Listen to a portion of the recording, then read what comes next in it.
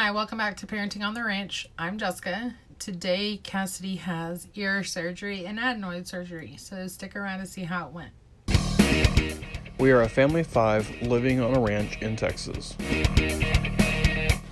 On our channel, we will cover a variety of topics.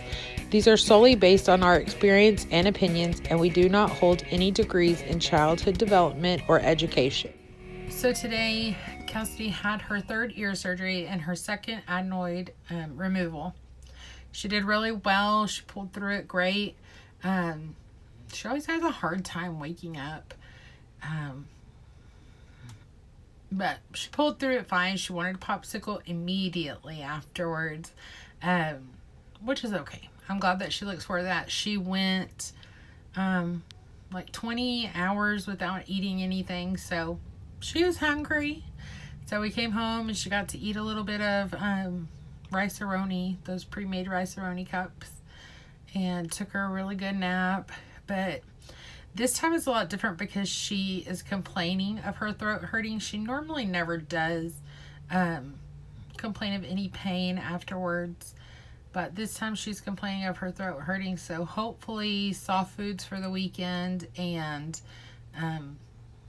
drinking a lot of water and juice and stuff like that will help, and she'll be back to herself Tuesday for school.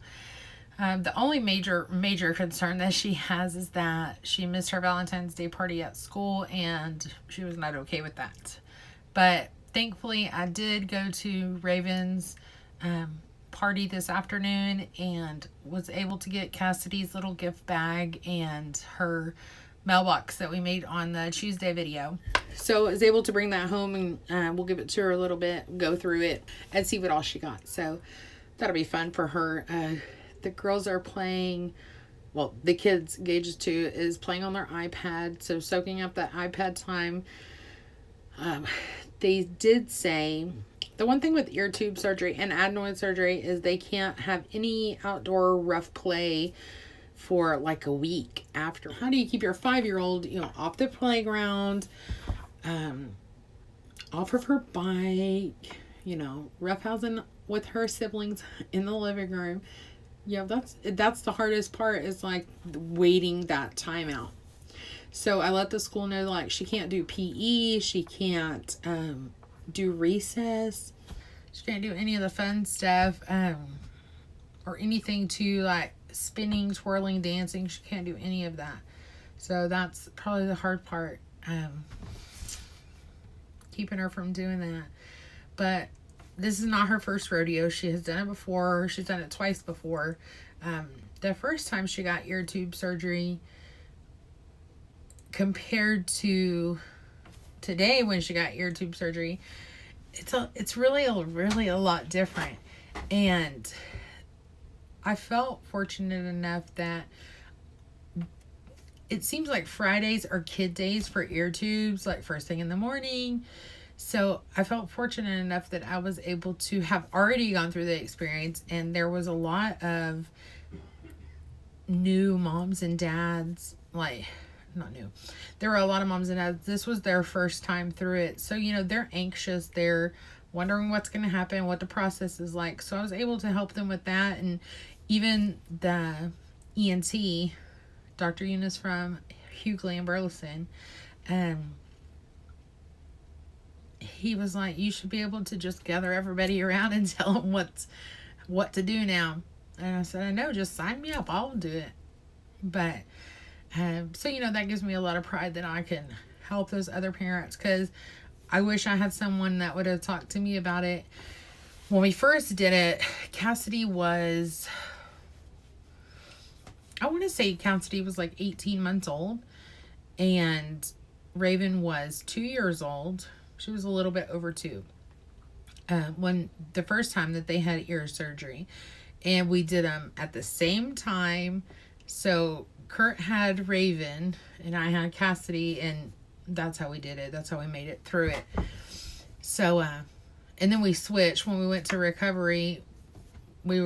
He was with Raven and I was with Cassidy, and then we kind of switched until we were able to leave. So that's okay. If your kids have never had ear tube surgery, I will honestly say it takes us longer to actually get there and go through the process. Like, they weigh them, they take their vitals, they give them the Versed, which is the medicine that makes them kind of goofy. It takes longer to do that than the actual tube surgery. Tubes takes about 5 minutes from the time that you leave them in the holding area when they go back to the time that the doctor comes out and says, okay, we're done, here's the eardrops. So, it's a big stressor for like a 5-minute procedure, really. But the first time, Cassidy had it, she was like 18 months old, and Raven was 2. So, Kurt and I are both terrified because, for one, we have to alert everybody because they were in foster care at the time. We have to alert everybody: CPS, CASA, bio parents, our agency worker. So you really kind of lose the focus on the kid because you have to tell all those people before you go what's going to happen, how's it going to be, what to expect as an outcome. And then you go to the surgery and it's like you get in the car, you get home, and you get them situated. And then you have to call all those people again and say, she did good. This is what we have to do. And, hold up that like anybody would.